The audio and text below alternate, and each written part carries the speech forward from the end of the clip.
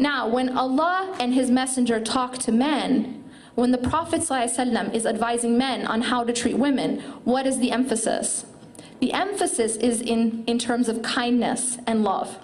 So the Prophet ﷺ is telling men, be kind with your wives, right? Be caring, don't be harsh with your wives. And in one hadith, the Prophet ﷺ says that a woman was created from a bent rib, right? And he says, and this is a really deep hadith, he says that if you try to straighten it, you'll break it.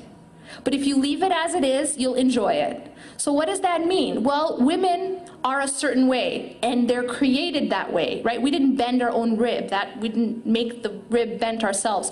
But we're created with a certain nature from God. And if you're gonna go and try to change that nature, guess what? You're gonna break it. You're not gonna be successful with that woman. But if you accept her as she is, and accept her nature as it is, you will be successful. And so the idea here is that if you treat her with kindness and you treat her with love, and that unconditional love commandment is more given to men.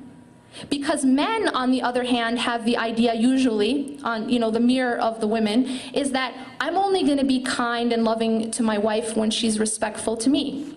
But so long as she shows me disrespect, I'm not going to show her love. And this is also a formula for failure, because the more that a man shows harshness to a woman, the more disrespectful she tends to be. Now, one really beautiful example of this is the example of Umar radiallahu anh. Now, when you think about in your mind who is the most manly man there is that you can just think about, big masculine man, you think of usually Umar ibn al-Khattab. This is one of the most manly men you can think of, right? Now, if you think about, this is the man who this story stars, okay? So what happened is then when Umar radiallahu anh was Khalifa, there was one of the men in the society who wanted to come to him to complain about his wife.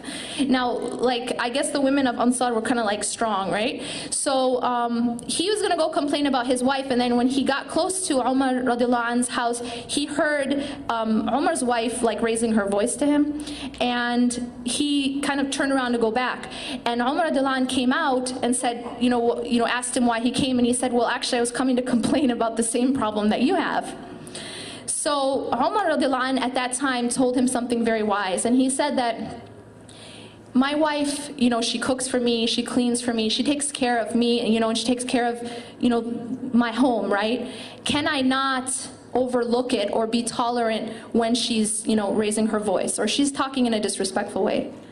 Now the point here, there's a really deep lesson here, and that is that Umar radiallahu anh understood that to be a man, you definitely wouldn't call him unmasculine, right? That to be a man does not mean that you need to be harsh, right? He understood that the actual strength that the Prophet ﷺ talked about was in controlling your anger, not letting your anger control you.